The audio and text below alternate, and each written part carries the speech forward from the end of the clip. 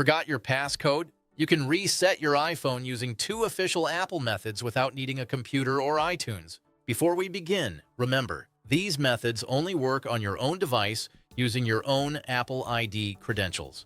Method 1. Erasing your iPhone directly from the lockout screen. This works on iOS 15.2 and later. After several failed attempts, an Erase iPhone option will appear at the bottom of the screen. Tap it. You'll see a warning that this will permanently delete all your data. This is necessary to regain access. Confirm the final prompt, and your iPhone will enter erase mode to reset the system. Once finished, you'll reach the Hello Setup screen. Your iPhone has been successfully reset. You will still need your Apple ID to reactivate the device. This is Activation Lock, designed for your security. Method 2. Erasing your device remotely via iCloud. This works for any iOS version. On another device, open your browser and head to the official iCloud.com website. Sign in with the same Apple ID and password used on the locked iPhone.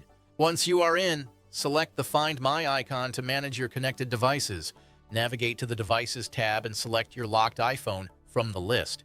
Tap Erase this device and confirm the prompt to start the remote wipe. The erase will trigger immediately if the phone is online or the next time it connects to the internet. Avoid third-party unlock tools. They are often unnecessary and can put your personal data at risk.